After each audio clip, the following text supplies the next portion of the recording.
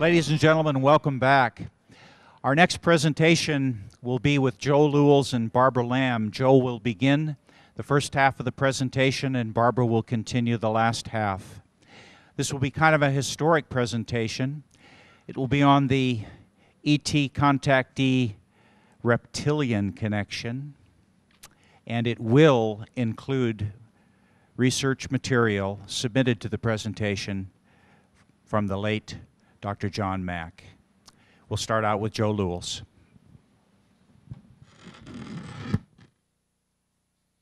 It's fast. You said fast. You said fast. Hi, everybody. Oh, it's so wonderful to be here. Thank you, Bob and Terry, for inviting me back again. I think you'd have your fill of me by now. I think this is the fourth time I've been here as a speaker, but it never gets tiring for me to meet the wonderful people that come to this conference each year, and so many good friends from years gone by, and I can't see anybody out there, but I know you're there. And I thank you, Steve, for your fine presentation. It's a perfect example of what John Mack, myself, Barbara, other researchers have been talking about for a long time, and that is the amazing transformation that can take place in human consciousness by contact with these extraordinary beings. And the transformation comes when a person can drop his fears, his or her fears, and become a participant instead of being a victim. It's really not very much fun being a victim, and I am one who tries to get people out of that victim role, just as John did and Barbara does. And really that's our roles in this attempt to understand this strange reality. Let's see if the slides come on.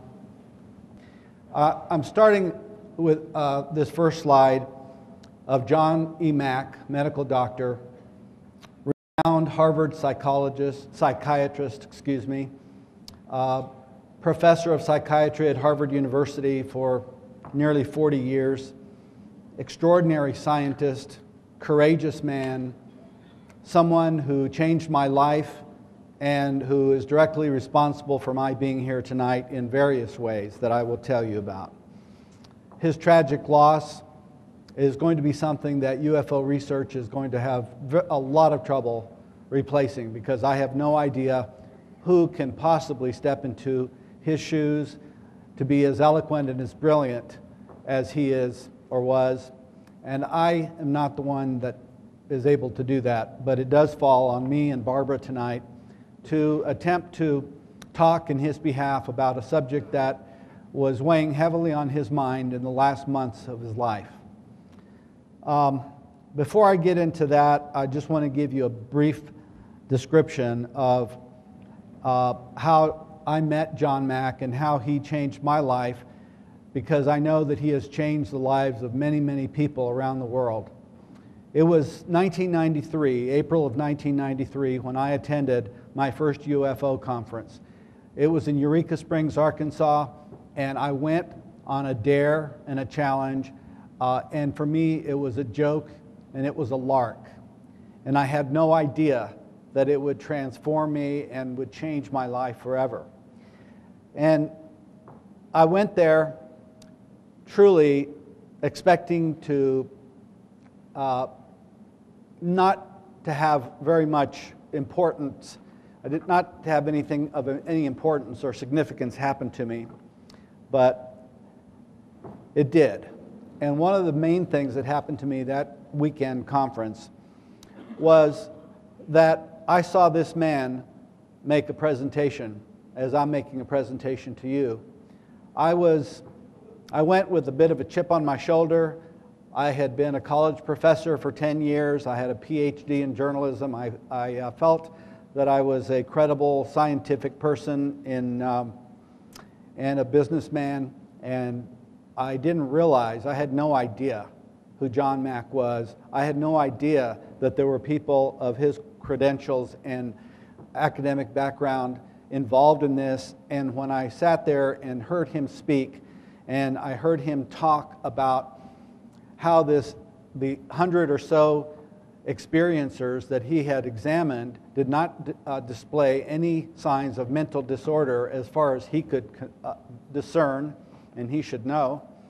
And he had the audacity at that conference to suggest that what was really needed was that science should change its paradigm in order to understand the alien abduction phenomenon.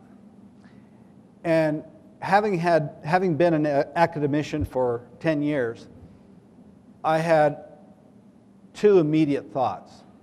My first thought was, there is a whole boatload of shit that's going to get dumped on this guy's head because of this. I just could not believe that he was saying these things that the scientific community was inevitably going to attack him for. And on that point, I was right.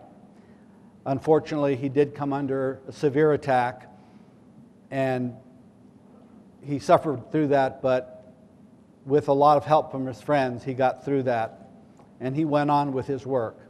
And the second thought that went through my mind when I heard him speak that night was, what a courageous man this is, with so much to lose, with such a fine reputation, having been a Pulitzer Prize winner, with all of his published work in scientific and medical journals.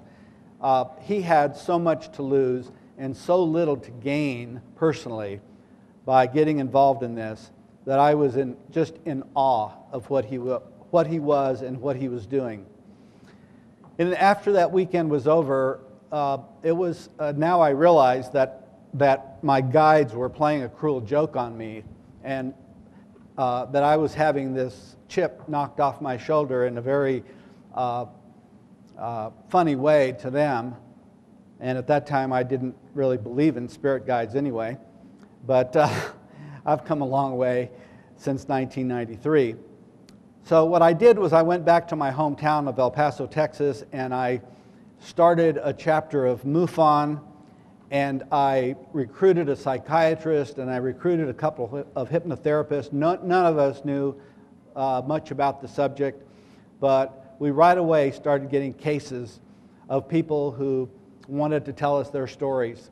We put them through psychiatric examinations. Then I served as the reporter and observer in cases where it was merited.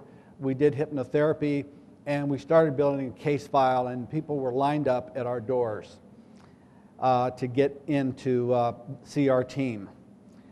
Within 2 years, I had a lot of material, and I felt I had something to add to the literature.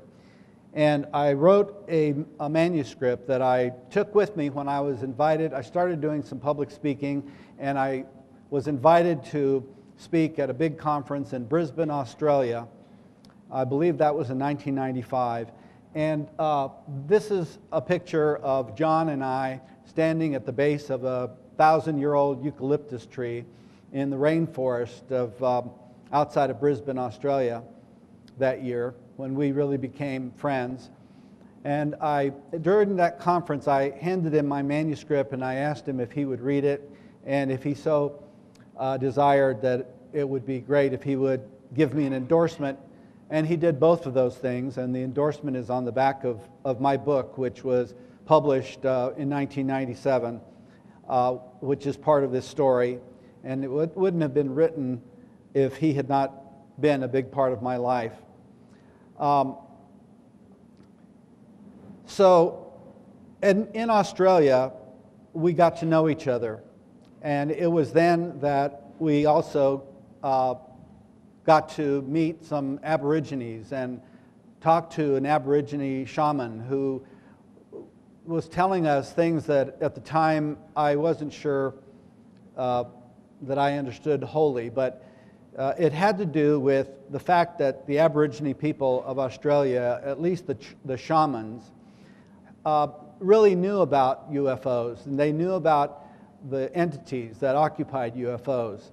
And he claimed that they had known about these beings for thousands of years.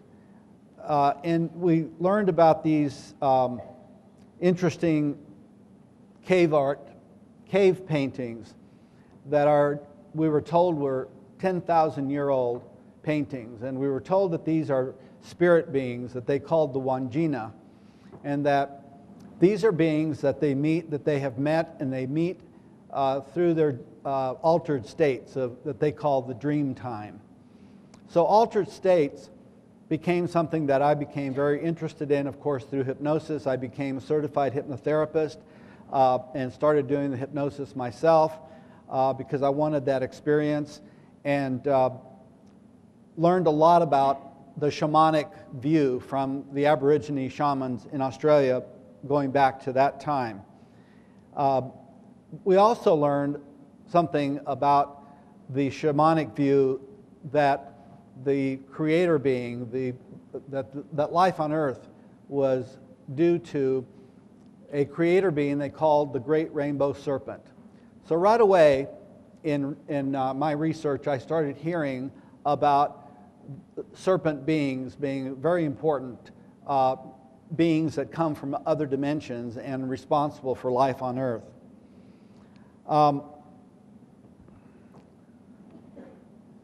Can't read my notes from here. So the years that came after meeting in Australia were filled with the research that I was doing on my case studies and writing this book that finally came out in 1997 called The God Hypothesis. And over the years, John and I kept in touch. I went with him, traveled to Mexico to study the famous Carlos Diaz contactee case. We went to Mexico City, visited Jaime Maussan, and we met a number of experiencers in Mexico. And because I speak Spanish, I could add some value to the research that he was doing there. So we got to know each other pretty well. About 6 months before his tragic death, John contacted me about working on a project with him and Barbara Lamb regarding reptilians in abduction research. He felt that this was an issue whose time had come, that there was a lot of things being said about the reptilian issue that were pretty far-fetched, and he felt that he wanted to set the record straight. First, by letting people know that he did indeed have cases in which experiencers reported reptilian beings. And secondly, to put down the notion that this meant that there was something inherently evil or demonic about the UFO experience. And thirdly, to let people know that he, Barbara Lamb, or myself included, were not of the opinion that the world was being ruled by reptilian beings who shapeshift into Margaret Thatcher and George Bush. So those things I want to put on the record right away. However, that doesn't mean that the reptilian issue is not a strange issue. I talk about this book, The God Hypothesis, for a couple of reasons. One is because John was instrumental in helping me to move in this direction, to put this book together. Two, to explain to you that the God Hypothesis basically stands in opposition or as an alternative to the ET hypothesis. The ET hypothesis basically states that aliens from other planets are here visiting us. They've been here for maybe 50 or more years. They're studying us. They are interacting with us. And they're doing this in a nefarious way by being secretive, manipulative, and some people have concluded, therefore, that this is some kind of an alien invasion and that aliens are not trustworthy beings. I've even heard some researchers say the only good alien is a dead alien. And that is exactly the opposite of what John felt and how Barbara and I feel. And in fact, in the God hypothesis, I point out that, the whole ET hypothesis kind of falls apart if this has been going on for more than 50 or 100 years. Because what kind of an invasion takes that long? And these guys are pretty smart. It doesn't seem like they would need that long to study. We're not that complicated. So if this has gone on for longer than that, then where does that leave the ET hypothesis? And what if this has been going on for thousands of years? And what if it's been going on since our life on Earth began? And what if they've coexisted with us all of this time and been on the periphery? And what if we have some kind of strange symbiotic relationship with them? Where does that leave the ET hypothesis? So the God hypothesis tries to take into account a lot of evidence that a lot of UFO researchers don't want to look at. It deals with the three forbidden R's of UFO research. I call them the three forbidden R's. And that is, UFO researchers who want to be scientific do not want to get into the three R's, which are religion, reincarnation, and reptilians. Because those three things will make you look very unscientific very quickly. And as you know, ufology has tried very hard to become part of science, to be accepted by science. And you can't get accepted by science if you're going to be talking about the three R's. So in my book, I talk about the three R's. And you will find a significant portion of my book devoted to the reptilian entities that I uncovered in my own research almost immediately. And another reason that I have to bring this book up is because my publishers are here. They chose this week to bring out a new second edition of the book with a new preface, and they would be sorely disappointed if I didn't mention that. So much for the commercial. If there is a light up here, I don't know about it because I can't find it. So I'm having a hard time looking at my notes, so excuse me for just a minute. Let me move on and let the slides move it along. This is a slide. Oh, that helps so much. There was a button right there, and I didn't know about it. This is a slide that I call Rita's Reptilian. The case of Rita Peregrino, a Mexican-American woman living in El Paso, Texas, was one of the first cases that I came upon. And it was a case that was predominantly reptilian. And it was a case that brought to my attention something that I wasn't really ready or prepared to deal with, and that is lizard men. I really didn't want to know about that. I could barely deal with little gray guys at the time, truthfully. But Rita was a person who was very courageous, and she wanted to find out what had been going on in her life. And she waited until the MUFON chapter in El Paso invited to town John Carpenter, who was the director of abduction research for MUFON and a very experienced hypnotherapist and social worker, and someone who had a lot of experience. So she took advantage while he was in town to undergo hypnosis. And the first time under hypnosis that she was asked to look at these beings, all she could do was just weep and yell out, "Ugly, ugly, ugly, ugly." And I couldn't see what she was seeing, but later on she drew this illustration to illustrate for me what ugly meant. And I think you can get the idea. These are not pleasant beings to be around or to even look at. So that brings us to a real problem, because the reptilian image in the history of the world is one that has some really bad connotations. It is a symbol of evil incarnate. It is a symbol of demonic proportions. It is a symbol of satanic proportions. It is biblical in its proportions. And I can hardly fault UFO researchers who really don't want to get into this. But somebody has to do it, and that's what we're here for. So poor Rita had to come to terms with her reptilian friends, and it wasn't easy.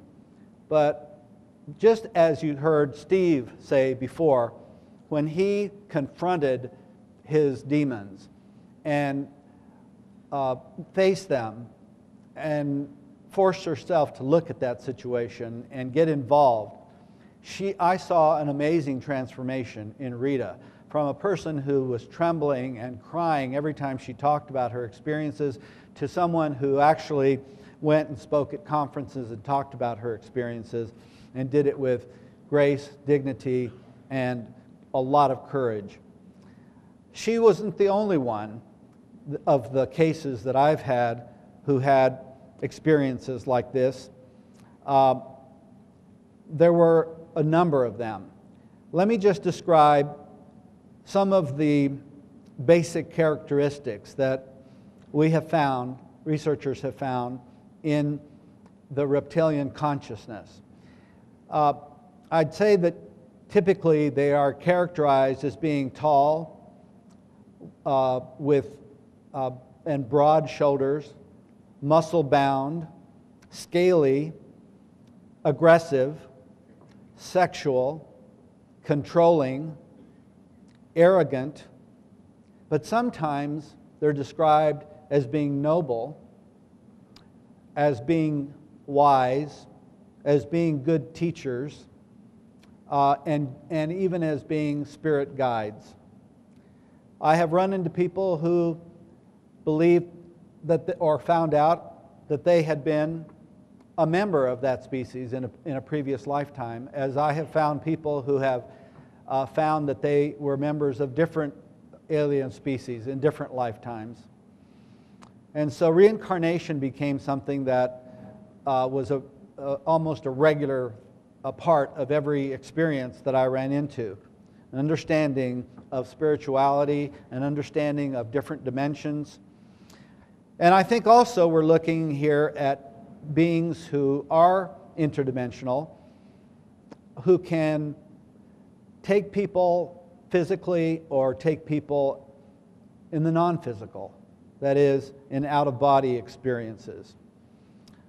Some of these beings exhibit higher consciousness, some of them lower consciousness. I was talking to an experiencer here last night who was telling me that he felt there were many races of reptilians and that they're just as different as there are humans. But they're definitely out there as far as I'm concerned. I'll give you this slide.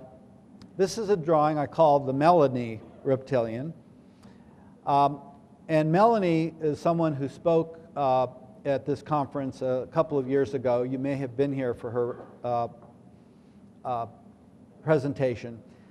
And that's another case where reptilians were playing an important role.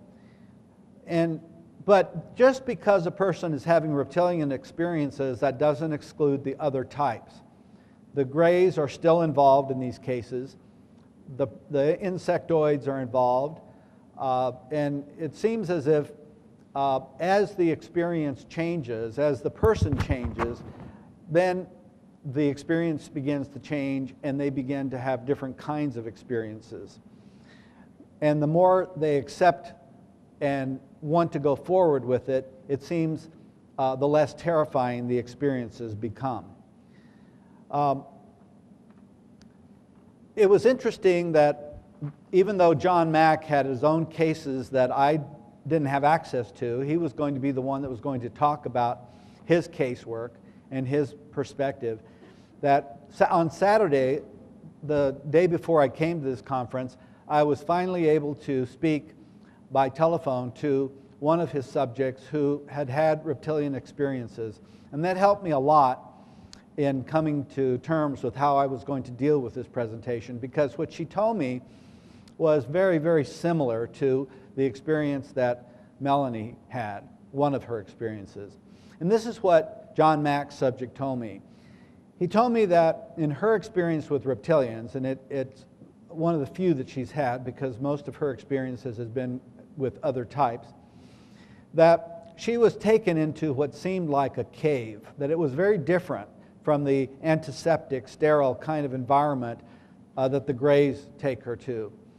And in this case, it was musty and it was dank with water and moisture, exactly the way that Melanie described an experience that she had had.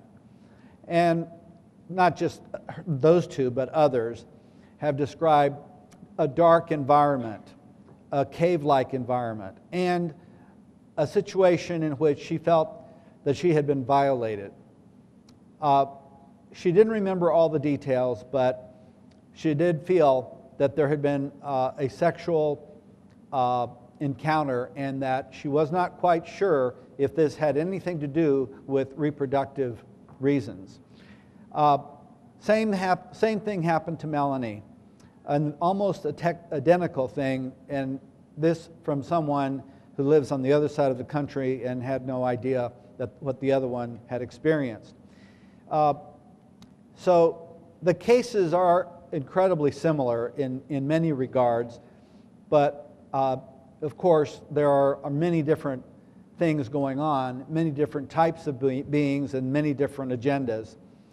But I asked her how she felt about her experience now that she and John had had a chance to talk about it.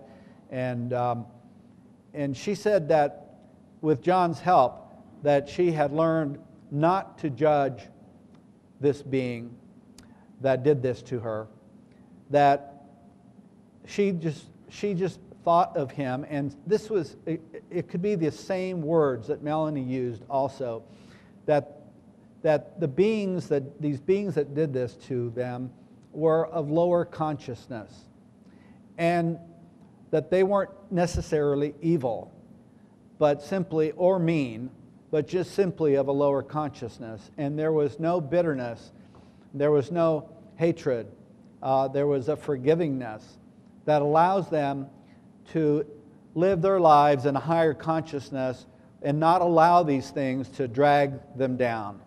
And I think that is just absolutely incredible and courageous thing for them to be able to do.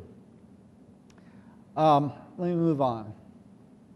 This is a picture that was drawn for me by a woman that I corresponded with for a long time as I was writing this book.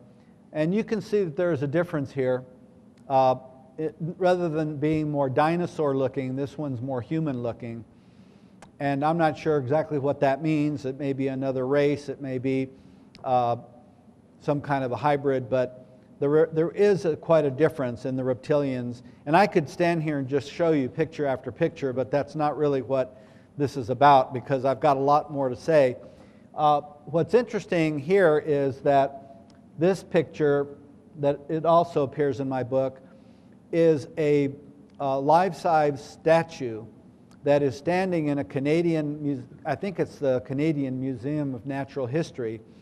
And it is a carving, a sculpture that was done by Dr. Dale Russell, an anthropologist, who hypothesized that reptiles or dinosaurs might have evolved into conscious beings. After all, they ruled the world for 250 million years, and mammals have only ruled the world for 65 million years.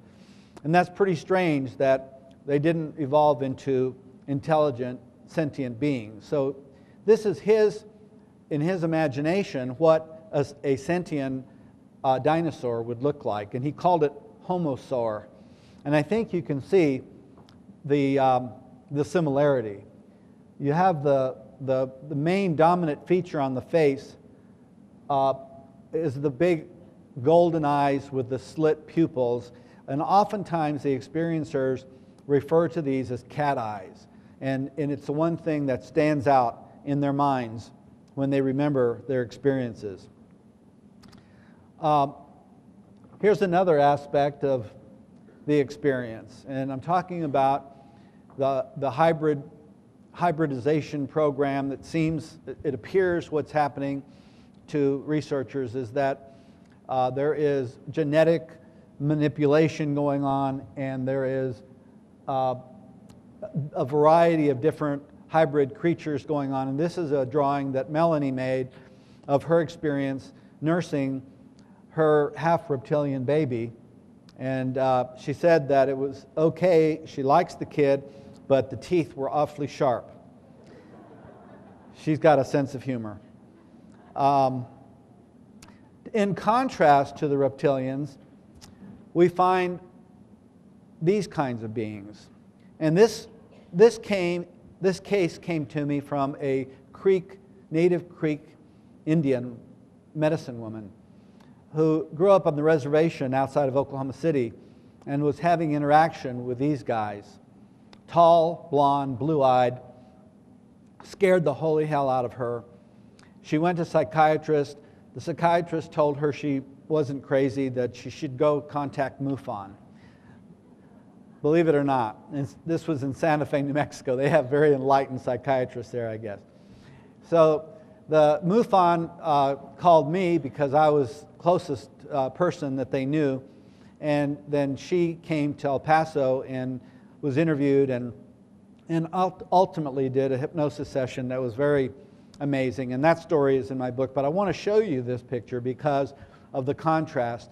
The tall blondes, the reptilians, and it's something that we find in the history of the human race, this seeming conflict or cosmic war between these two races. I don't know that that is a war, but it's certainly something that I find in the history of our ancient writings. I'm going to show you just some pictures. This one I love because Bob Dean was the one that turned me on to this, and it's just an incredible painting that you probably have seen before. And this just has to do with the idea that religion and UFOs cannot be separated. This is a 15th century painting. It's called Mary and Saint Giovannini. It is from the Filippo Lippi Italian School of Painting, 15th century. It's in the permanent collection of the Palazzo Vecchio in Florence, Italy.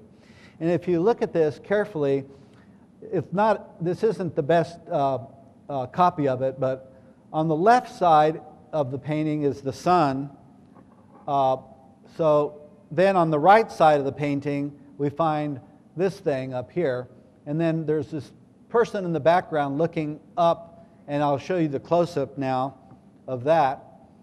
And there's this little guy here who is shielding his face from the sun, and his little dog sitting there looking up. They're looking at this thing, whatever that is, and then the close-up of that is this thing.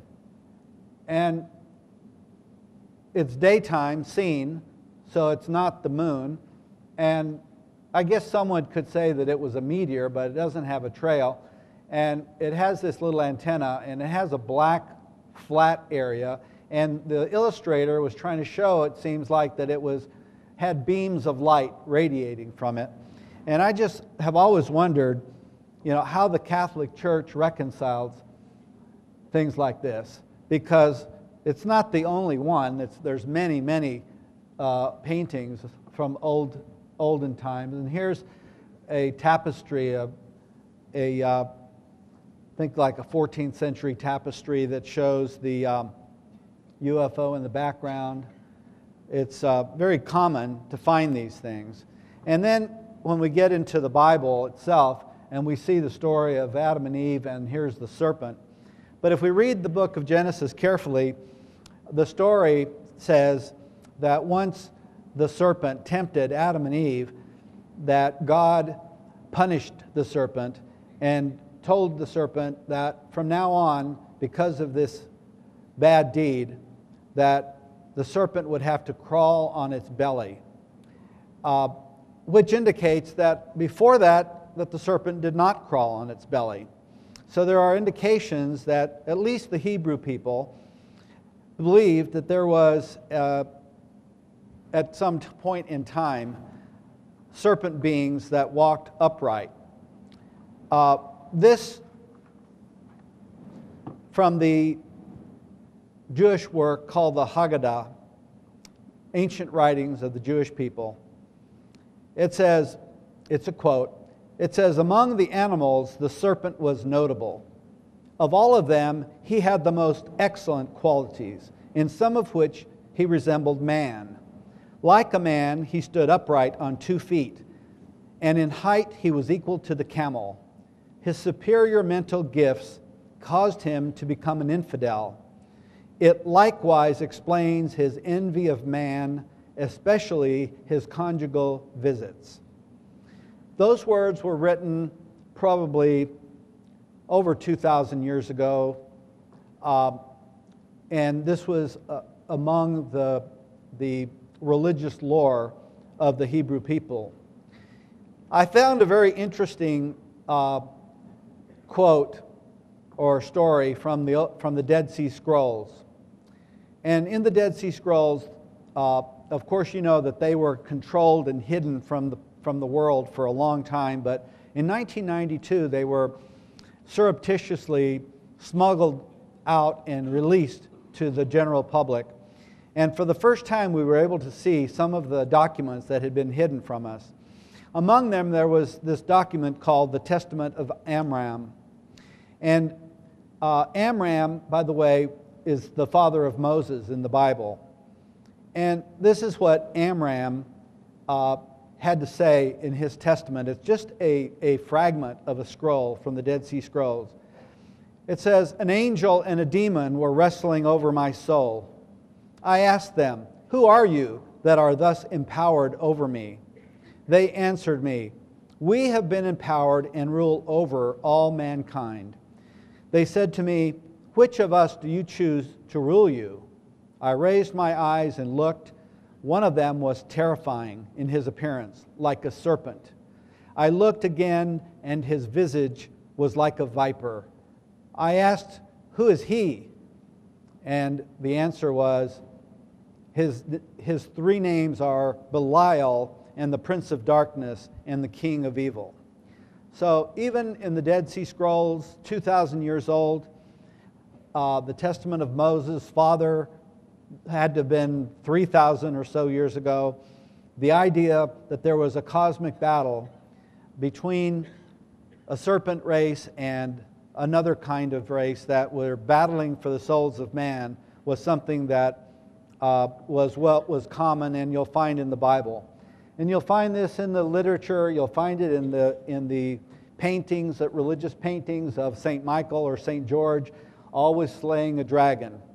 So the dragon, I think, is a metaphor for evil, of course, but for a race of beings that they believed actually existed.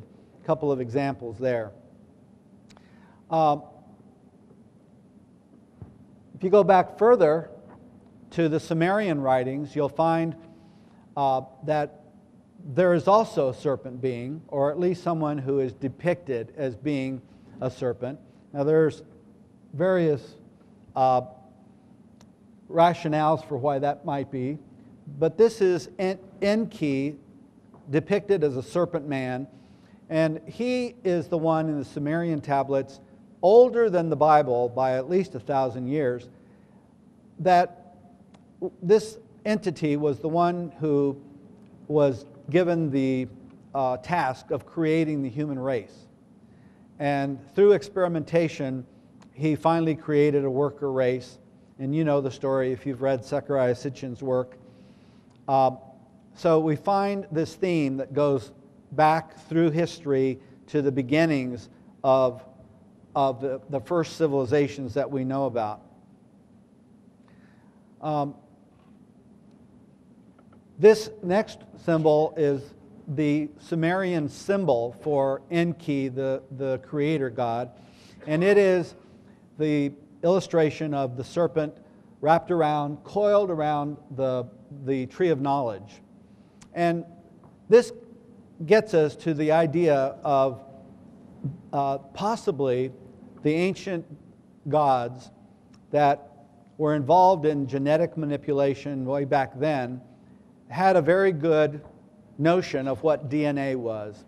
And this symbol that seems to mimic the DNA molecule is found again throughout the history of the human race. This is from Egyptian tombs showing the pharaoh being taken to heaven, the soul of the pharaoh being taken to heaven on the back of a serpent. The two-headed snake in Egyptian mythology represented immortality. I find a two-headed snake also reminiscent of the DNA molecule. And here we have walking snakes with wings carrying the soul of the pharaoh. That's two. If those others are just too obtuse for you, here's something a little clearer. These are ancient statuettes of Mesopotamian gods, and you can see that they have reptilian features.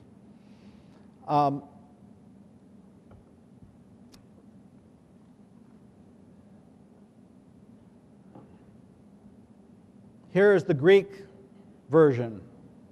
Here we have Zeus fighting the reptilian god Typhos. And notice, again, the double helix in the tail, which seems to indicate which is a metaphor for DNA, or could be a metaphor for DNA.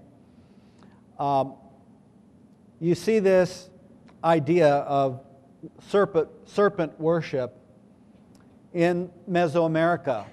This is Teotihuacan in Mexico. And this is the pyramid to the plumed serpent, Quetzalcoatl. And here's a close-up. Okay, so we know that in Mesoamerica, the plumed serpent gave knowledge to the people. That is in their religious beliefs. And that is something that is common throughout the cultures of the world. Now we get into some new information, some pretty neat information.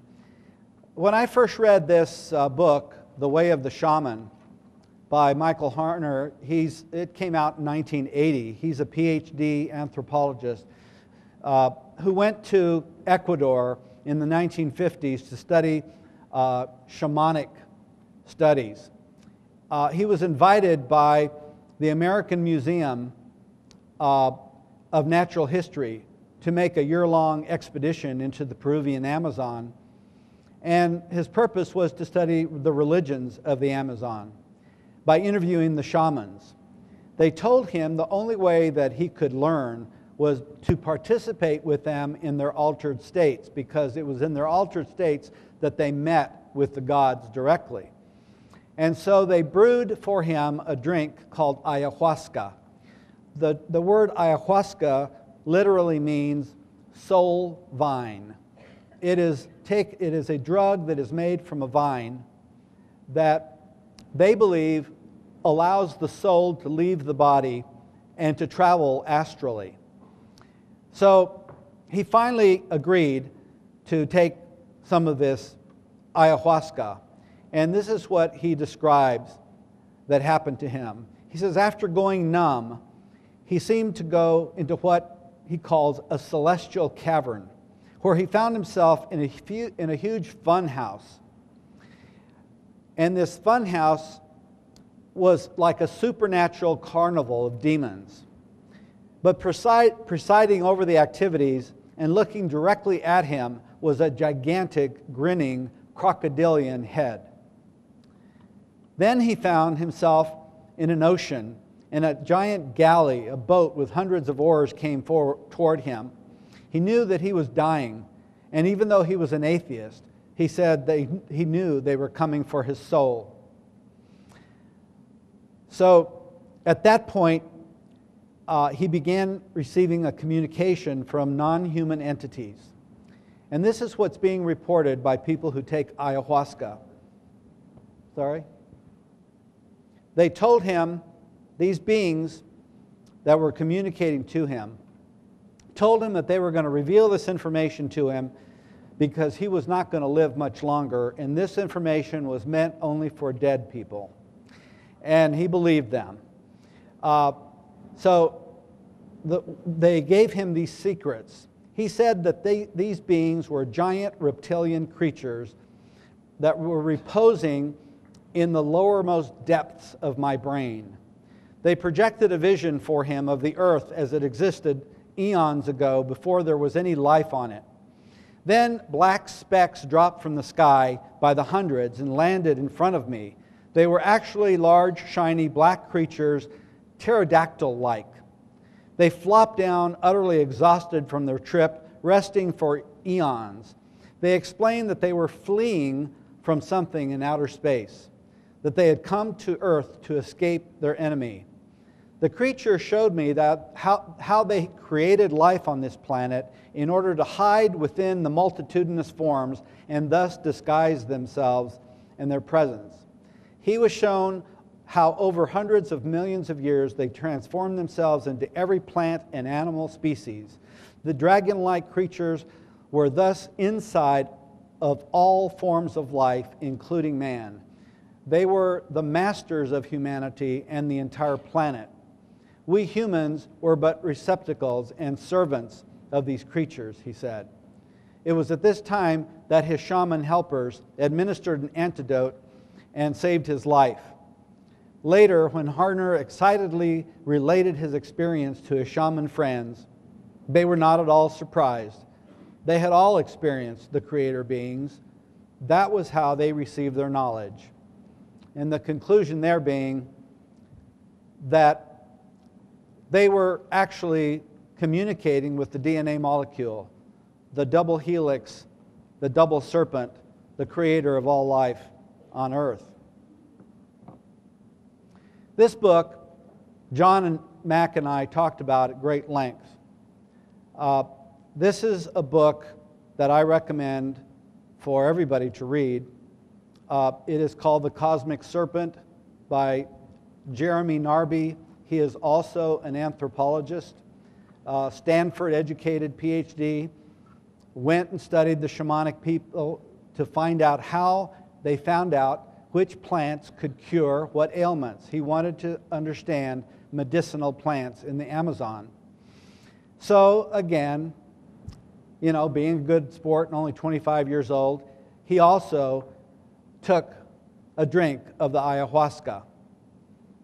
He says, I found myself surrounded by two gigantic boa constrictors that seemed 50 feet long. I was terrified.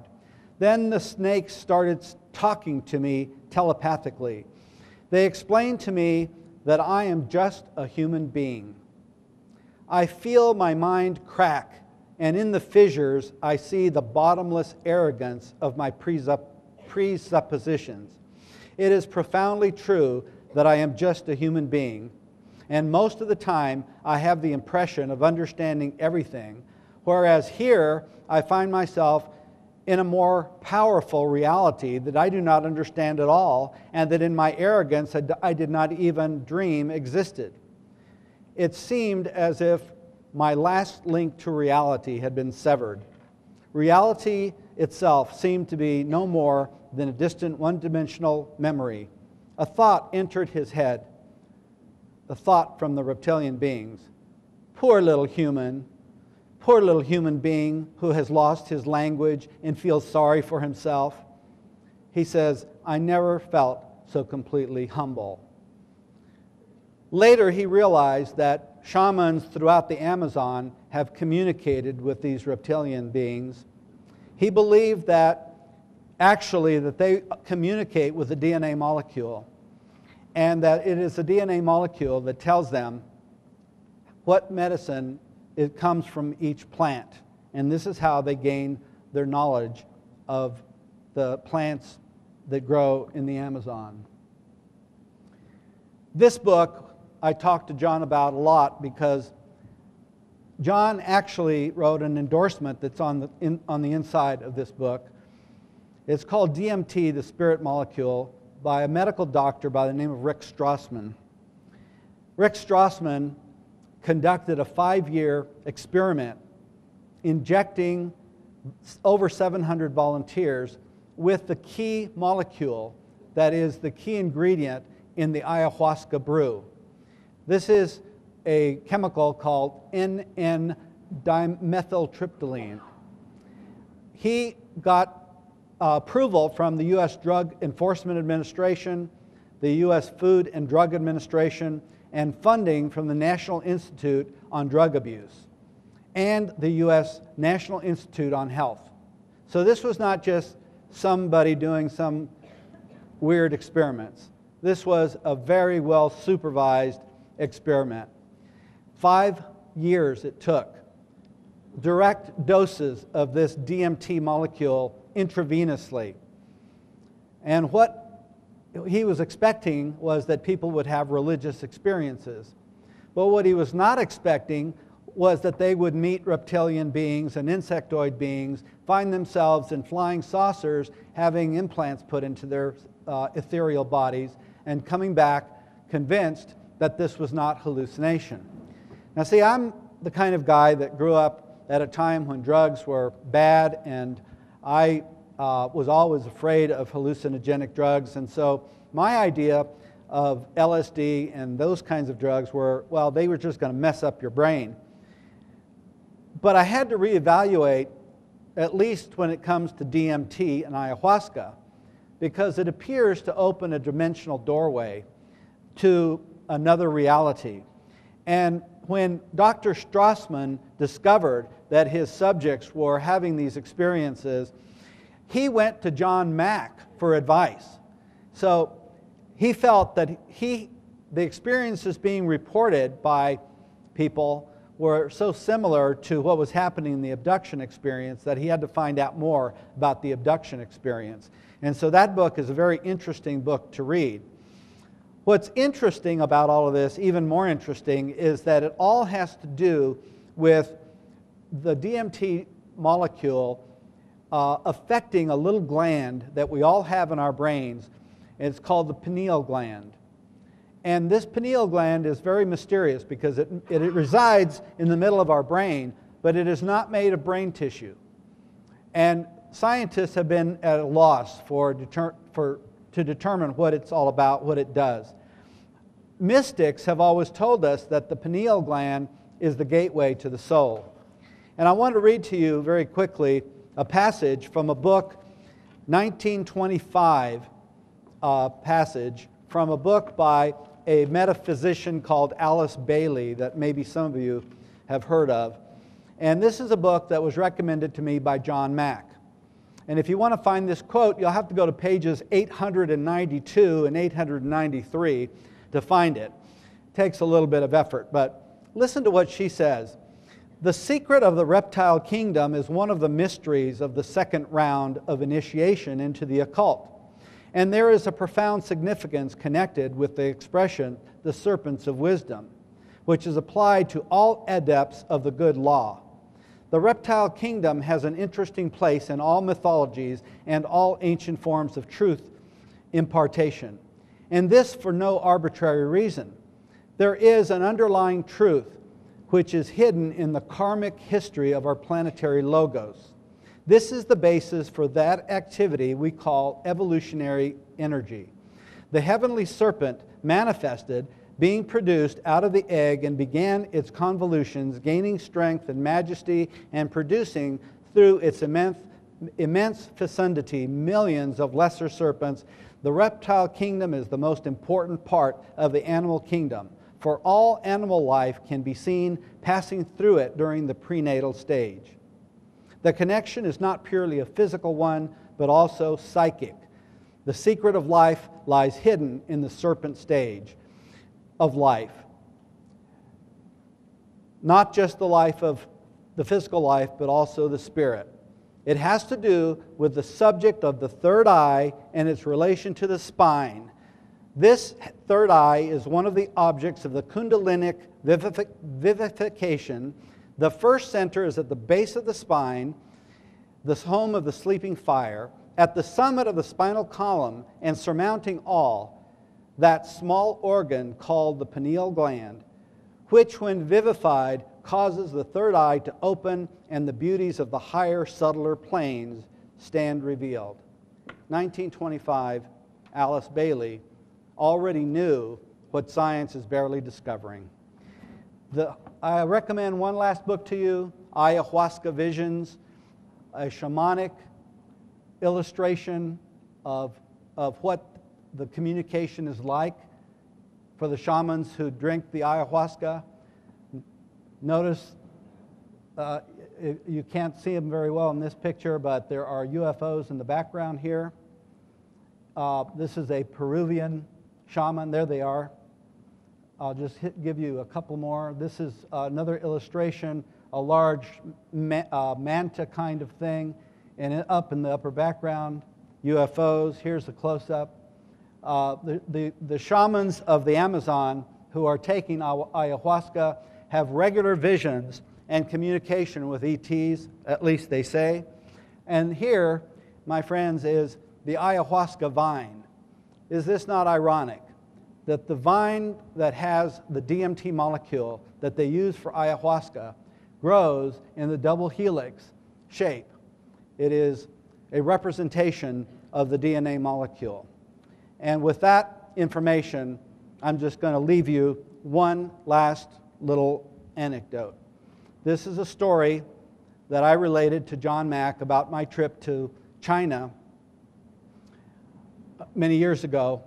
And I had a very lovely guide, a young lady who was a college student and spoke perfect English.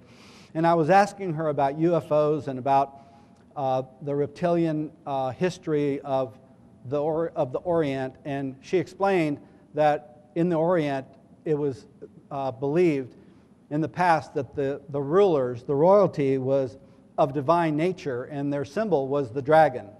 And she relates a story to me about the three young maidens who are talking about the kind of man that they would like to marry. And the first one says, "When I marry, I wish to marry a man with 2 dragons on his cloak."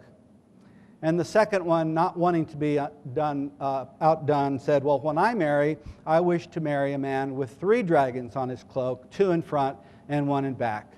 And the third one, thinking that she had been outdone, had to pause and really think. And finally, she comes up with a coy smile, and she says, "When I marry, I wish to marry a man with 1 dragon on the ground."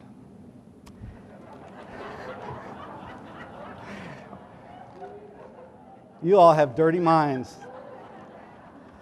And that is precisely the reaction that I had from John Mack when I told him that story. Thank you very much for your time. God bless you all.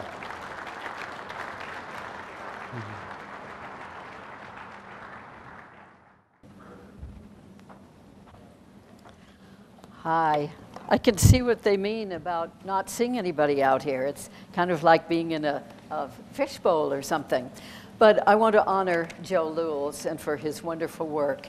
And it's been a great privilege to be working with him on this, even though we live in different states, but we've been in touch a lot. And I want to particularly honor Dr. John Mack and for his work with experiencers of extraterrestrial contact, and for his great explorations of the interplay, the interface between this dimension that we consider ourselves mostly in right now, in human physical incarnation, and the other realms, the other dimensions, the other aspects of reality that are just as real, although not just as physical, as we are. I had such a wonderful experience of knowing John Mack for some years, actually. I think starting in about 1993, when we both were presenters at the Rocky Mountain Conference on UFO investigation. And we had conversations then, and he heard me presenting about one family's case study, people I had regressed, and that opened up a wonderful doorway between us. We had contacts over the years as well, and last summer, 2004, it was a great experience, such a privilege and a pleasure to have John Mack and some other wonderful friends join me in England for 10 days of crop circle research. So it was just blitzing in terms of intellectual and spiritual stimulation to be with that man. And sometimes when we were driving along in the countryside looking for a crop circle, I'd have to say to him, John, stop it. Stop talking about things that are so interesting, because I can't pay attention to where we're going. I was the driver on the English roads, and that's an interesting challenge in itself. But there he was, just alive and considering all of these wonderful considerations and why some people have to think of all crop circles as being man-made, because those people, he said, just do not have that flexibility or that stretchability in their consciousness to really think that there is so much other than what is physical. So John devoted his life to helping to change, and not only to help people, but to change the world paradigm.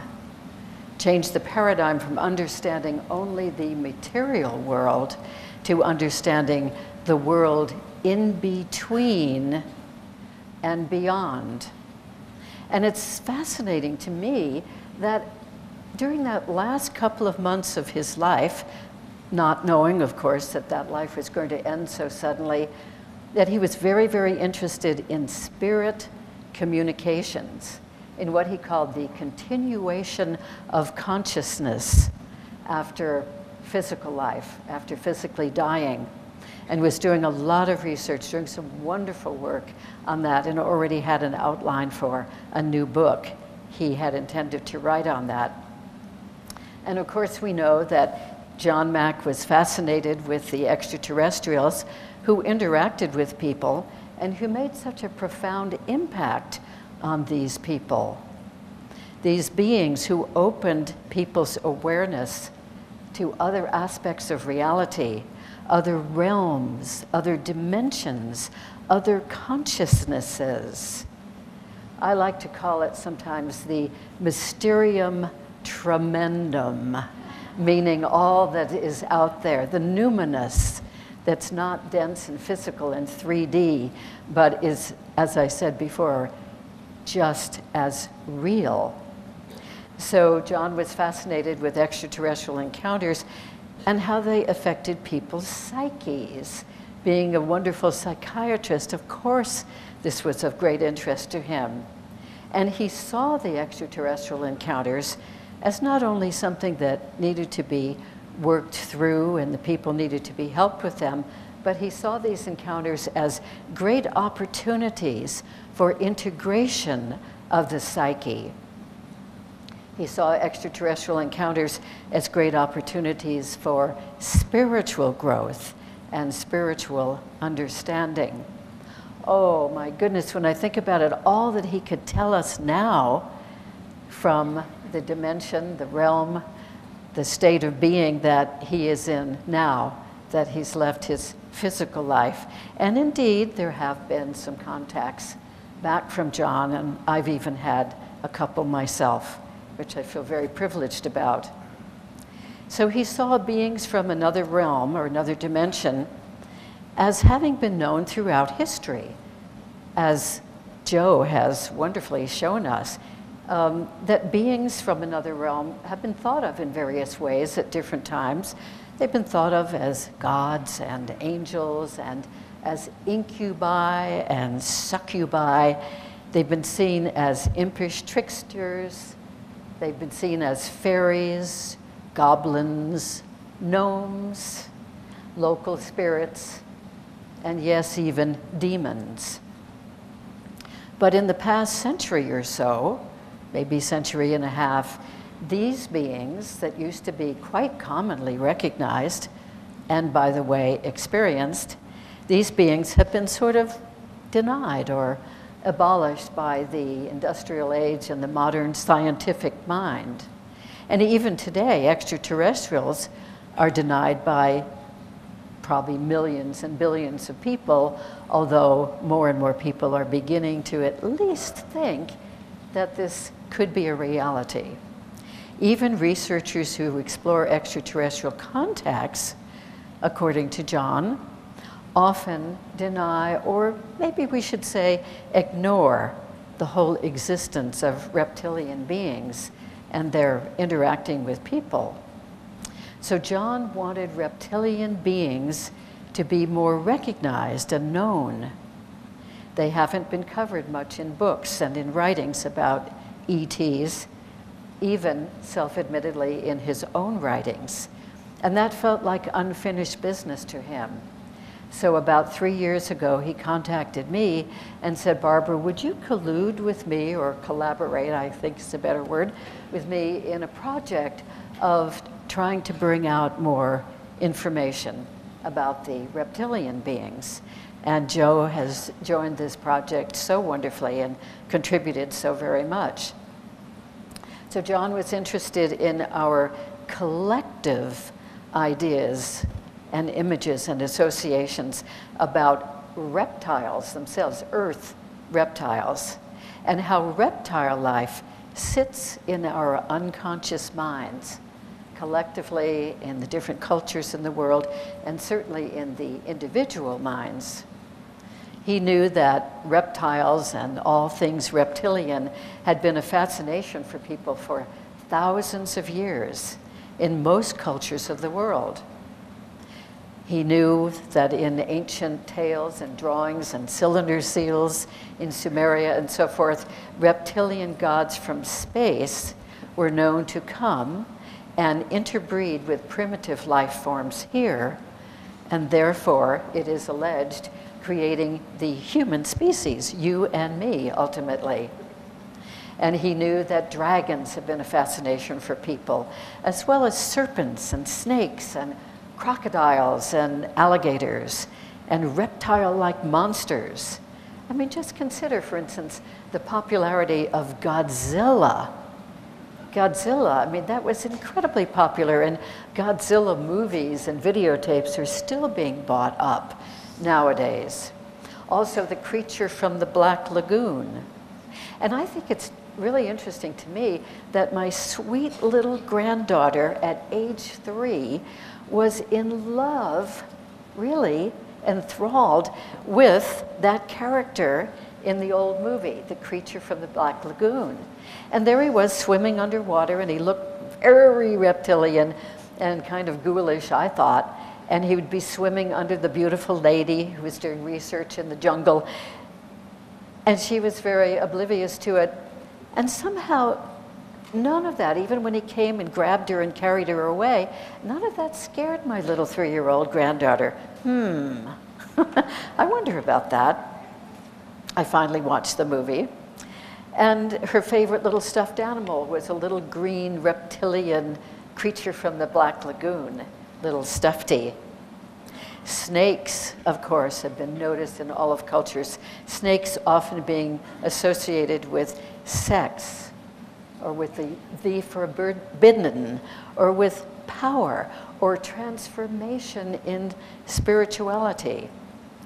It's so often thought that reptilian beings represent the dark side of the human psyche, the shadow side, the hidden side, the repressed material within all of us. And this shadow side, John felt, needs to be recognized and integrated and brought to the light of day to make us whole. He even said that perhaps it's true that we need to have reptilian experiences in order to integrate that part of ourselves, or even if we don't experience them directly, to learn from other people's reptilian experiences. So John Mack felt that reptilians are part of us, and that we each have the primitive reptilian part of the brain in the back of our heads, just above our necks. And this reptilian part of our brain has to do with our primitive responses. That part of the brain is devoted to our survival. It's ever vigilant to possible threats. It reacts with flight or fight, or attack or run, and it operates with a visceral stimulus response reaction. So no matter who we are and how spiritually advanced we are or intellectually developed we might be, you and I and all of us have that reptilian part of the brain. So it is thought so often, and John felt so too, that in a way reptilians come from the demonic realm, as do some of the other ETs. And this realm is parallel to our physical reality. Beings from this realm are invisible to us most of the time, and this parallel realm may be between dimensions of reality, and yet these beings affect people psychically, physically, emotionally, and mentally. And when a person has sex with a reptilian, as many people seem to do, according to John, he or she has a chance to integrate this disowned, repressed shadow side of us by seeing the ugly reptilian as beautiful. Very interesting perspectives. I'm going to ask for the slides to be put on now. This is from ancient India. This is this serpent, many-headed serpent. It's called the Ananta, or the Endless One, the 11-headed serpent who supported the world according to that belief system in ancient India. It served Vishnu, the Lord of the universe. And Vishnu, working hard in the universe, could occasionally just kick back and rest on the serpent for support. Next we go to ancient Sumeria. And I wonder if you can move the slide so that we can see the head here, fellows. The head is the most important aspect here, but you get a sense right now that this is an upright being. Thank you. And the head looks very reptilian. This was considered one of the gods that came from space, perhaps reptilian, and there are many research items from Zecharia Sitchin especially about that. Third slide, from ancient Babylonia. This is called the dragon of the Ishtar gate. And you can see, hopefully, as the picture gets brighter, scales and claws on the feet, and an unusual, rather reptilian-like head. Then we go to ancient China, and we see that this is a whole emblem. The dragon at the bottom part is representing the yang energy, the outward, male, masculine, active energy. And the clouds above him are considered the yin energy, the receptive, often considered the feminine or the darker energy. And together these two energies, it is considered by the Chinese, have created the world and the universe, and their interaction, yin-yang, continues creation to be in existence. Then we go to ancient Egypt. This is the headdress of Pharaoh Tutankhamun. And as very typically happens in these headdresses, we have the cobra coming out of the forehead or the third eye. And we also have, in this case, the vulture. Sometimes it's another creature. But the cobra coming out means power, and particularly spiritual power, and most likely also represents the kundalini spiritual energy coming up from the base of the spine and rising right out through the third eye. And we have another ancient Egypt depiction here, a painting of the serpent undulating around, protecting the doorway where the sun god Ra is depicted. And we also have another serpent, spiritual energy rising up in front of Ra. From ancient Egypt, we also have this god called Sobek. He's the crocodile god. Very interesting creature. In fact, a whole temple, which I went to back in 1981, a temple called Kamombo, is completely dedicated to the crocodile god Sobek. And interestingly, in that temple, for a spiritual initiate to get that round of initiations, and they would usually be the priests in ancient Egyptian times, they would have to dive into water that was in the middle of that temple, dive down into a very deep channel way down and turn a corner to the left or to the right, and somehow, almost like in a labyrinthine way or a maze, find their way to where they could get up to the surface again. This was a deep water initiation that was considered essential in one's spiritual progress.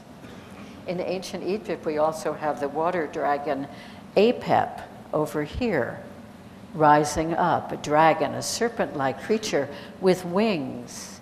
And Apep was thought to rise from the waters to devour Ra, the god of light. And Apep was thought to rule over the darkness. In the Old Testament, as we all know, in the book of Genesis, we have Adam and Eve, and we have this tree here, and we have the serpent coiling around the tree, and at the top of the serpent is a human head talking to Eve, tempting her, and we all know that story, making her be conscious. And then throughout all the Middle Ages, the early times, early centuries after Christ and the Middle Ages, we had dragons galore, dragons in almost every tradition. In this one, dragons are living in streams or living in the water, sort of hiding away in watery places. And they were considered to guard the treasures, rubies and pearls and diamonds, and hoard those. And it was the hero's interesting job to try to get to them, get past the dragon to the treasures. We also have many different kinds of dragons, like this fire-breathing dragons with wings in this case. Many of the dragons had wings and claws and talons at the ends of the fingers, and all this fiery breath coming out, symbolizing that which must be overthrown. Often thought of these dragons as representing temptations and certain attitudes and habits. And a very flamboyant serpent-like dragon from Asia. And these dragons, this one looks very fierce, but often they were and still are, according to my Chinese acupuncture doctor, they are still revered and celebrated and welcomed, because dragons can mean longevity, they can mean beneficence, they can mean health, and they can also be implored to bring about rain when there have been droughts, or to stop too much rain when there has been too much. So dragons are still celebrated on the Chinese New Year and other times. And then we have this giant sea serpent. There are many reports of those. Perhaps they really have existed much longer than the boat that you see there in the background. And another fire-breathing dragon. Here's the face. This looks very much like some of the dinosaurs that we know of, and all this fire coming out. Very fierce, according to many people. And then the many-headed dragon, the sea serpent. He's in the water. Here's the splashing of the water. Here's one head, another head, another head, another, many heads. hiding in the water and considered, of course, very threatening and very fierce and very reptilian. And then there's this reptilian sea serpent with a very reptilian head, almost a crocodilian head, and all these coils floating around or curving around.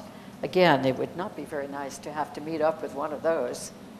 And then a 19th century reptile sea serpent. This was actually reported off Cape Cod, Massachusetts, although this is an etching of that being. And again, look at that head. We're seeing that kind of head in many, many different depictions. And then we go to Scandinavia, and we have the god Thor up here with a big spear, and he is slaying a dragon. And this huge serpent, really more of like a sea serpent than a dragon. And in the upper corner, I don't think we can quite see this here, is the god Odin, who's watching Thor and cheering him on. And then in France, we have a depiction of Sir Lancelot slaying the dragon. This is considered the triumph of good over evil, or a personal struggle over good and evil, or against sin or illness. We have another knight here slaying a dragon. Here he is. He's been slain. He's inert. He's lying on the ground. This is called the hero's quest. And the slaying of the dragons in Middle Ages was often considered, too, to be allowing the regeneration of the land, regeneration of the seasons, and even regeneration of relationships. So that the slaying of the dragon often was considered that it was releasing positive forces, releasing creative forces. And then this snake-like dragon again in China, again looking fierce, but very snake-like, very reptilian, but having to do with fecundity, with fertility in many cases. And then we go to other kinds of dragons. This one looking, I think, rather sweet and friendly. I don't think he'd be too intimidating. So some of these dragons really do have large wings. And sometimes when they're being very docile and sort of resting, they fold their wings down. I have some clients who have seen beings currently who look exactly like this and stand with the wings folded just like that.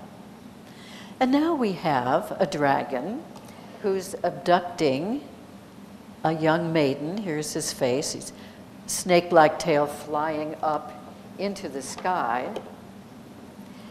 And this comes from Serbia. So these tales, these understandings were all over, really all over the world. And then we have a dragon being ridden by a being called Succubé. This was a seductive French spirit riding on the flying dragon. The story is that she used to fly over the countryside looking for amorous, adventurous, young human men. And they became her lovers. She seduced them. And her kiss then, unfortunately, drained their lives. Now we have the other side of the story in a way. We have a mermaid with a very reptilian, snake-like tail, more than like a fish tail, as is often depicted. And here this maiden has met this young human man and is seducing him. And that may be very wonderful and very delectable at first, but the story goes that often she takes him down into the watery depths. And of course, he's never able to return alive. We also have the very sleeping mermaid, the docile, seductive, sleeping mermaid. And here again is a very reptilian or reptile, snake-like tail. But at the moment, she's being very docile. And this is one of my favorite dragon pictures I've ever seen. And I've known this for years. Here's this dragon sitting here with his haunches, his gnarly hands, his talons at the end. And he's sitting here communicating with a very peaceful young man, and they're sharing intellectual ideas. There's nothing fierce about this dragon. He's considered wise and knowing and can impart wonderful information to this human. And this is from the Maxfield Parrish painting for the book called Dream Days by Kenneth Graham. Then we have a woman here, very elegant woman, regal woman, with a dragon, very docile, draped around her like a pet. She is a sorceress, and it has something to do with the feminine nature, femininity, taming the wild dragon. And then we have dragons with entwined tails. These seem to be male-female combinations.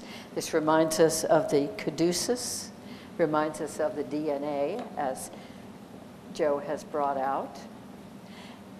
And another masculine-feminine integration of energies with the serpent, the two-headed, two-tailed dragon sort of integrating, and the wings integrating with the masculine and the feminine aspect of the psyche. We have the Kundalini energy too, that wonderful spiritual energy that rises from the root chakra, the base of the spine, coils up. It's often depicted as a snake with the head going up toward the heart and toward the throat chakra. And in many traditions, if the person is spiritually developed enough, the Kundalini energy will rise right up the spine and right up to the third eye, the pineal gland. And then even in the Native American tradition, lots of depictions of snakes and serpents. And this one we have 5 coiled serpents, all a little different from each other, inscribed in a serpent as well. Loch Ness Monster, enigmatic. How many people in the world have been fascinated with that? This great, large reptile, mysterious, living in the watery depths that has been seen just a couple of times and photographed. And another depiction of the Loch Ness Monster, looking very much like a dinosaur, brontosaurus type of being, but nevertheless very reptilian. Then we have the Komodo dragon, and this being actually lives today on 3 of the Indonesian islands, and they're very large. They're rather fearsome too. It's called the buru also. They could be 12 feet long or as long as 18 feet long.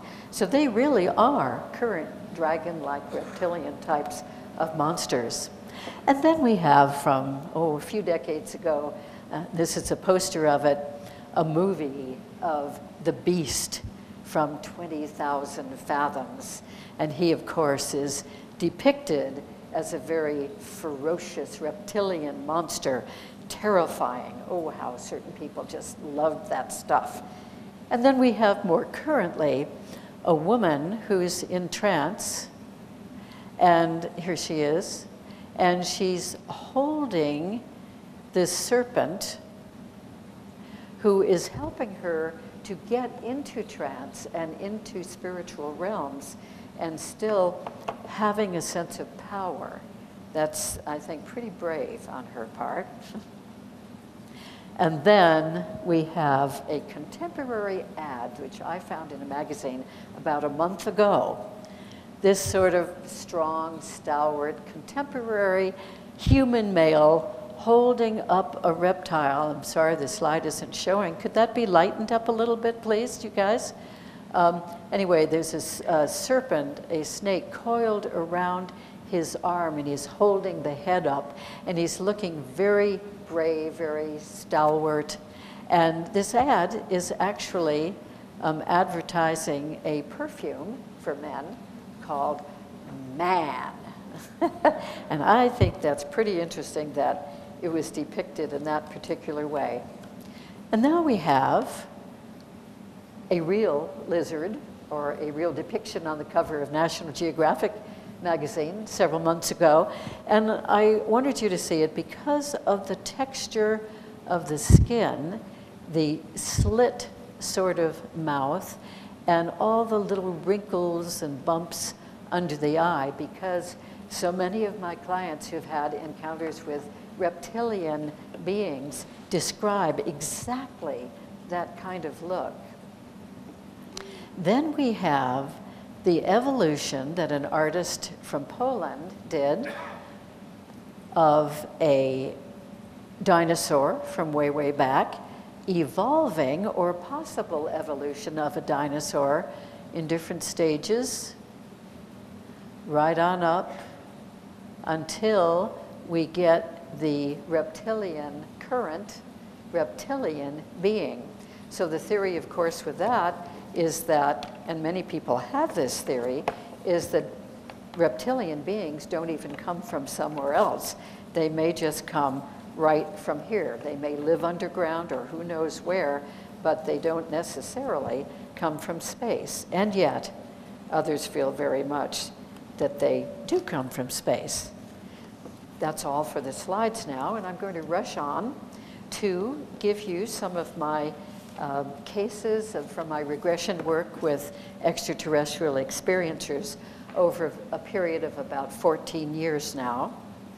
And there have been some of them, quite a number of them, out of the 490 people I have regressed, but I'm only choosing 13 to share because of time constraints.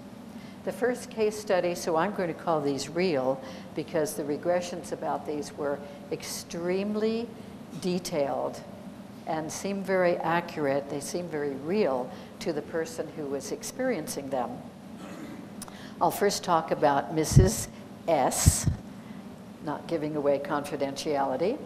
Mrs. S woke up one night in her home in California, and she found herself prone horizontally, having been levitated over her bed. She was just floating there a few feet above the bed. And to her amazement, not only was she floating, but she was having sex with a reptilian male. This part of my lecture is the X-rated part.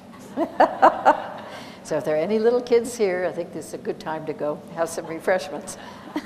Presumably the rest of us can take it, though.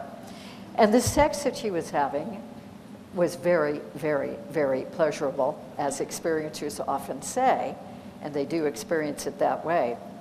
On each side of her was another reptilian. In other words, two large reptilian males, very well built, very husky, were there on each side of her, watching her. And her husband was there too, except that he was down on the bed below and he was switched off, zonked out, sound asleep, however we want to characterize that. And she noticed that the one who was making love with her, if we want to say it that nicely, when he was aroused, his eyes turned bright red. This is reported by other experiencers too, in sexual experiences with reptilians. And this reminded her, this experience, while she was having it, of other sexual times that she had had with reptilian males, but which she hadn't remembered until just then.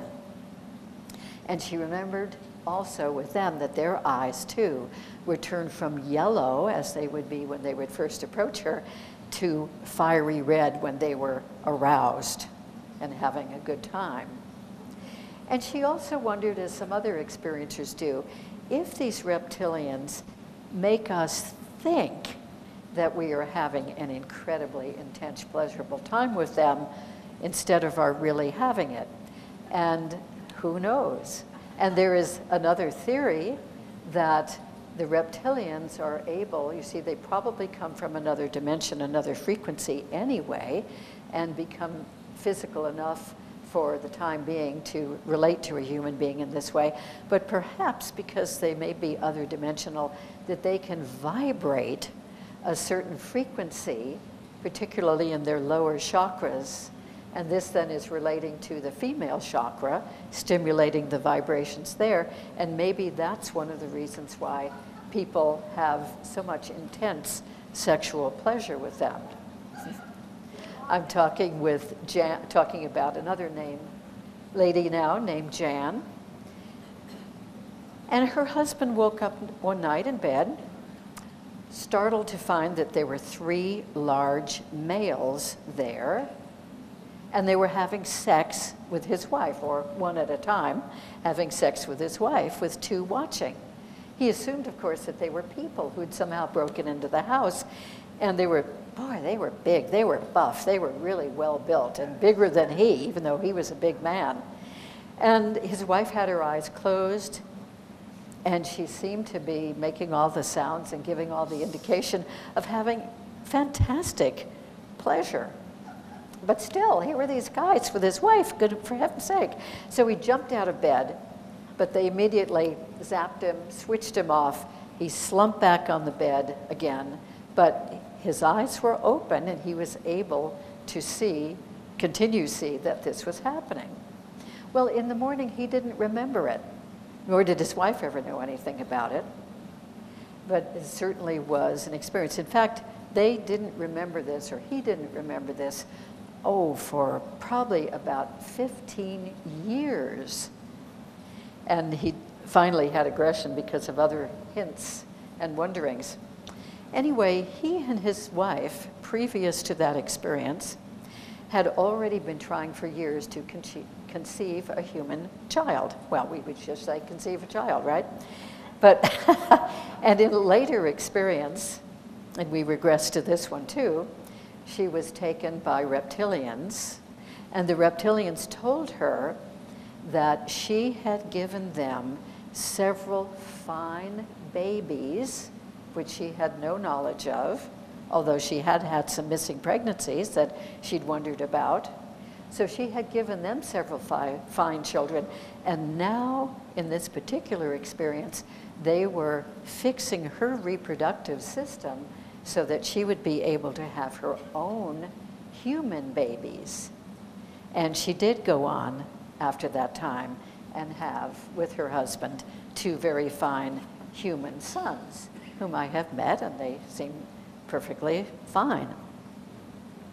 So another person, another Mrs. S., had experiences with various types of reptilian beings, as well as several other types of ETs in lifelong experiences. But the ones that seem to stand out the most, or at least for our purposes here today, that she and her brother both used to see sometimes at their home during childhood and teenage years. They used to see in their bedrooms. He had a bedroom across the hall from her bedroom, and the doors were always open in between.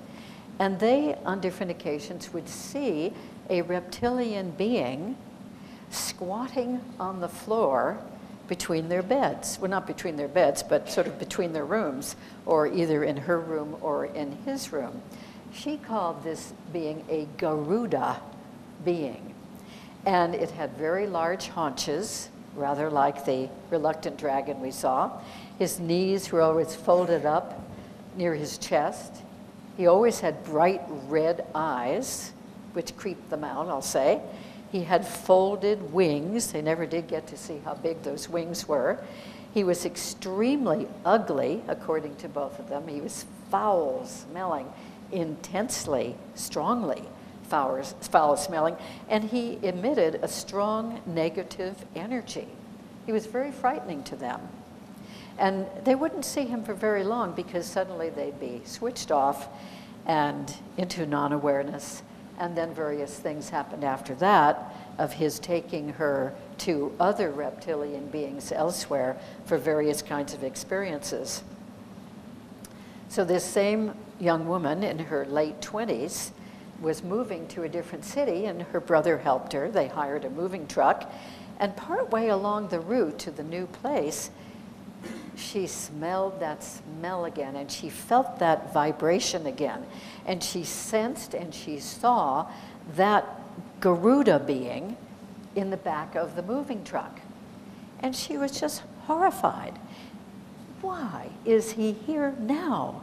And that also meant that he was going to go with her to the new place, which certainly didn't please her. And she was very angry. She smelled that horrible, horrible scent. And she used her will, however. She'd already done some regressions by that time that this experience happened, and she knew more about this, and she had decided that she wasn't going to be just a patsy and just roll over and take it, that she was going to fight back. So on that occasion in the moving truck, they stopped the truck. She used her will and her anger and her emotional strength, and she got that being to leave the truck. She confronted him, in other words. And then eventually she sensed it was gone, and they could go on their way. So that Garuda being often took her to experiences with other reptilians, and those other reptilians did many sexual and reproductive procedures on her while she lay on a table, unable to move. The being, the reptilian being she encountered the most frequently and that made the strongest impression was a tall reptilian male. His head looked like a combination of an ostrich and a snake. She used to just refer to him as the ostrich snake guy. And his skin was dark brown and sort of marbled and mottled and rough. He had a bony structure over his eyes. He had golden eyes with vertical slits. And he always acted superior to her and to the other beings that were even there on the craft with him. He acted macho, masterful, dominant, completely unfeeling.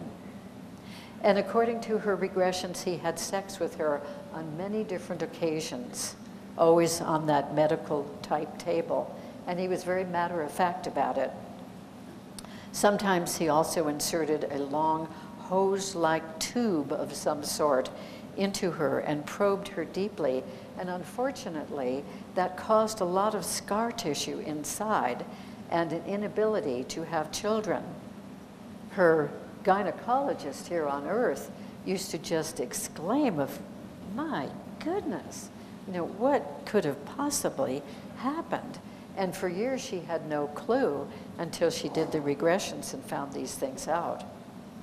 Very fortunately, this same wonderful woman has also had experiences with Nordics and with other beings, many of whom are caring, loving beings, who gave her good tune-ups physically in various ways and with psychic skills and raised her spirituality. Then there's a case study of Mrs. M.L., I'll call her.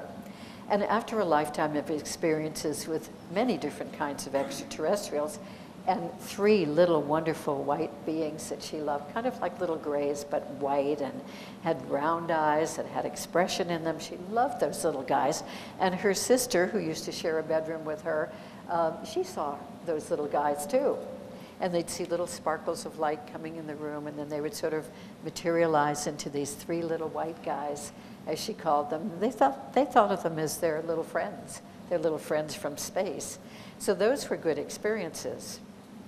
She also received many channeled messages from an ET mentor who lives out on Antares, a binary star system. In one experience, however, it was a bit different.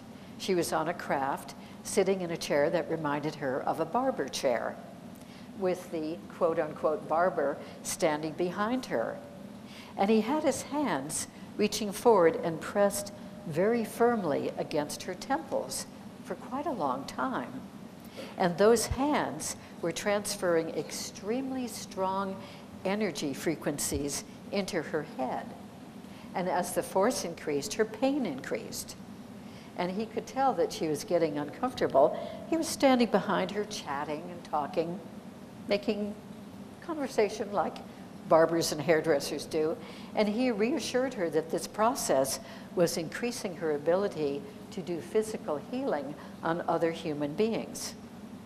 She had already, as a matter of fact, had some years of training in doing Reiki healing and was very interested in that. And this being assured her that she would be fine. The chatting that he did, incidentally, was done telepathically.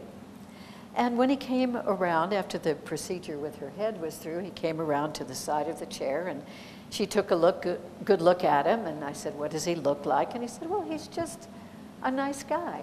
He's just a regular Joe. And then I started to say, okay, well, what is his face shape like, and what are his eyes like, what's his skin like, what are his hands like, and so forth.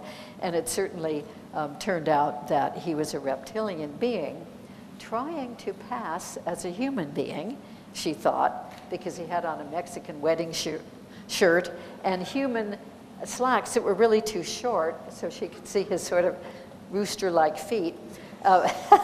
She thought, well, he was making a good attempt, but he didn't quite pass.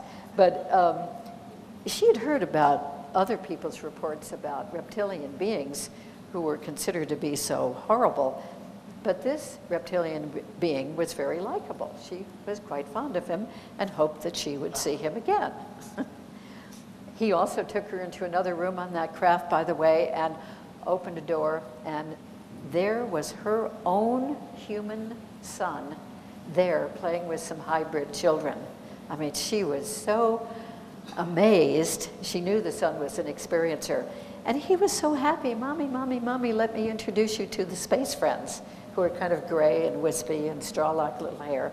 She felt very sorry for them. Okay, now we're talking about Mrs. P.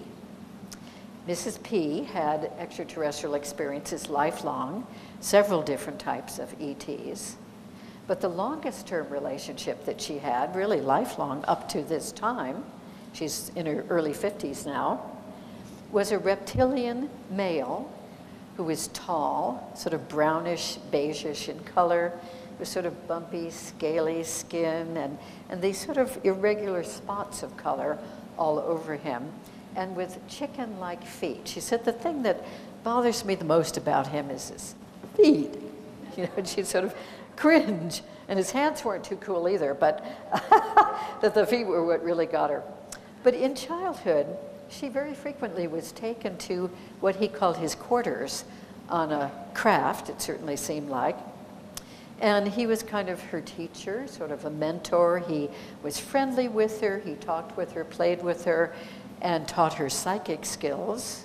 And she also had lessons on those crafts with other human children who were taken and taught psychic skills, and all was going along pretty well. And he always met with her in a special room that had kind of like a low, sort of a bed or sofa kind of thing that kind of curved around with the curve of the wall, took up most of the room, and they'd kind of lounge on it and have a nice time. She didn't object to those experiences. And at age 11, though, when she was beginning to mature, she had somebody come to her and do sexual things in her room at home, and she always sort of thought it was her brother's friend, but it turned out eventually not to be. And at age 11, she had an abduction in which she was forced by several reptilian male beings to marry this tall reptilian being whom she had known all of her life and whom she liked fairly well. And they even had a little sort of a makeshift ceremony because she was used to knowing about that on Earth. And then immediately they had her lie down on a very tall bed-like sort of thing and consummate the relationship with that reptilian being. She was 11, come on. You know, but she was maturing, and the other reptilians around were standing and watching. And she was very embarrassed, and it was painful, and it hurt. And that was not a good experience. She didn't really know about that until we did regressions. And then she had many visits with this reptilian husband, and once she complained that he always wanted sex. And he said, well, of course, I'm your husband. And she said, you can't be my husband. My husband is home in California. And sometimes he came to her home also for sex in her bedroom. She always kept the room very, very dark. She liked to sleep in the complete dark. And her husband, her human husband, was usually right there, completely switched off, snoring away or whatever. And so they had this sex, and she liked it, and sometimes other reptilian males came for sex too. But through the regression, she got past her fear of all this and fear of other ETs too, and actually grew to like being the wife of a big ET, even though reptilian. And she was curious about him and missed him when there was no contact for a while. And at age 15, she realized after some regression, she had had her first hybrid child. And then when she was in her 40s, she knew one night that she was abducted again from the street where she was talking to somebody. And she, on that occasion, we did a regression. She met not only that child she had had at age 15, a reptilian hybrid human child, but also another child, which she hadn't known about. And they were grown up now, age 34 or 36, and she just thought they were wonderful. They were strong, healthy, handsome, tall, pretty reptilian looking, but somewhat human looking too. And, but she was so proud to know of them, and she wished she could bring them back for visits to Earth, but she wasn't able to. Now, her husband sometimes had experiences in which he was taken by reptilians. He didn't realize this for quite a long time until she told him about her regressions. And he had many rapes by beings that looked gorgeous and human and exotic and fantastic looking. And they would start to have their experience with him. And in the middle of it, they just mount him and have this experience. And then in the middle of this experience, that image of being gorgeous humans would fade, and then he would be horrified to see that they were reptilian females, and he called them devils and demons and giant lizards and gargoyles and ugly feet. And you know, that was a little bit disconcerting, you might say. You know what, I know we don't have much time, but I am going to ask that the slides be put on again. So here we have one of these reptilian beings, golden eyes, the slits. I have to go through these very quickly. Another depiction from many different sources. This one's not going to show up too well, but you can see the shape of the face and the jaw. That's important. And this one taking a little boy. Look at the eyes. These eyes are not very comforting to look at, but they're also quite fascinating. And this one, the bright yellow eyes, the vertical slit, the face that protrudes in the front, the scaly skin or bumpy skin. And these are many different depictions of the reptilians, very buff, very strong, different features. Sorry, we're going to have to rush here. And here's one of these wonderful, being facetious, hands with the claws. Sometimes they're longer talons, the big eyes, many different views. Those were done by David Chase, who interviewed many, many experiencers. If they look head on at you, they look very much like this. This mouth is not necessarily smiling, it may be more of a slit. This is the kind of eye that I personally myself saw in the living room of my own home one day at 3 o'clock in the afternoon, going through my living room, poofed, here was a big reptilian being, and I had a regression on that. And yes, indeed, he did have almost like a lightning strike form of a vertical pupil and these different variations of sort of squares and textures and colors of his skin. And that experience for me was very positive because we held hands in a handshake for probably about 5 minutes. And he said, "Ah, Barbara, good. Now you know that we are real.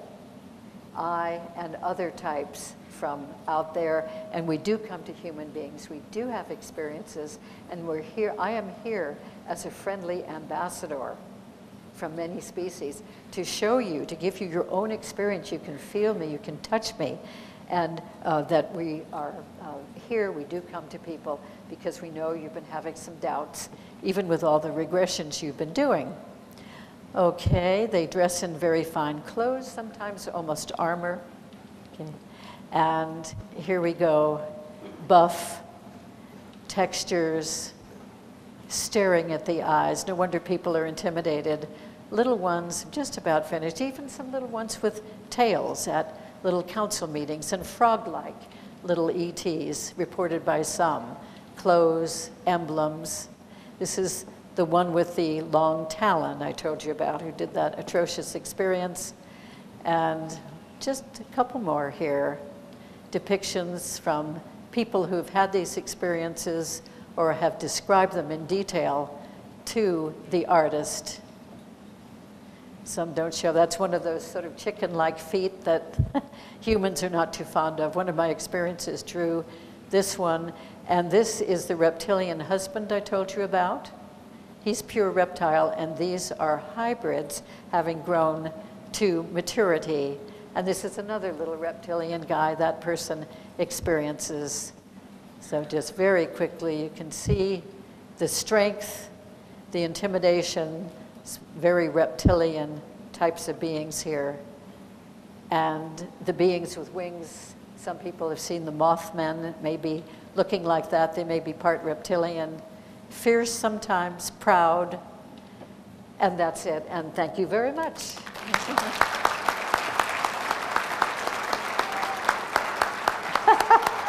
What a rush. You did it. I did it.